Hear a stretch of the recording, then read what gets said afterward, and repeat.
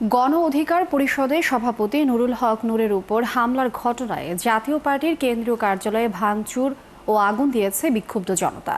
দলটিকে ৪৮ ঘন্টার মধ্যে নিষিদ্ধের দাবি জানিয়েছে গণ অধিকার পরিষদ। তবে দলটির মহাসচিবের দাবি, জাতীয় পার্টি কারো দালালি করেনি। বিস্তারিত জানাচ্ছেন মোহাইমিনুল খান অপু। সন্ধ্যা ৬:৩০টায় কাকরাইলে জাতীয় পার্টির কেন্দ্রীয় কার্যালয়ে হামলা ও ভাঙচুর করে বিক্ষুব্ধ জনতা। আগুন দেওয়া হয় অফিসটিতে। এ সময় আগুনে পুড়ে যায় ভবনের একটি কক্ষ। পরে আন্দোলনকারীদের ছত্রভঙ্গ করতে টিয়ারশেল, জলকামান ও সাউন্ড গ্রেনেড নিক্ষেপ করে পুলিশ। আহত হন অনেকে। এর আগে বিকেল ৪টার দিকে সংবাদ সম্মেলন করে জাতীয় পার্টির মহাসচিব সরকারকে মবতন্ত্র কঠোরভাবে দমনের দাবি জানান তিনি।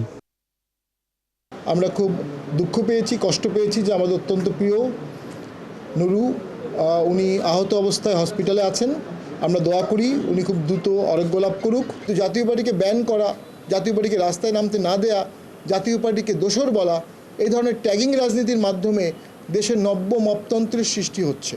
আমাদের সকলের দায়িত্ব এই দেশকে খাদের কিনারে পড়ে না গিয়ে দেশটাকে সামনের দিকে নিয়ে যাওয়া, সহাবস্থান সৃষ্টি করা, ঐক্যমত সৃষ্টি করা।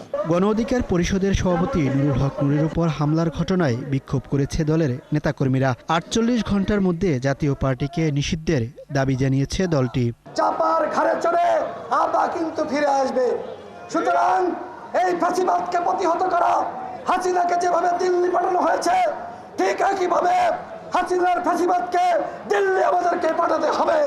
সাবেক বিপি নুরের উপর হামলার ঘটনায় জামাত বিক্ষোভ মিছিল করেছে। নিন্দা জানায় বিএনপি সহ বিভিন্ন রাজনৈতিক দল। বিচারের দাবিও জানান তারা। মোহাইমিনুল খান অপু, ৭১, ঢাকা।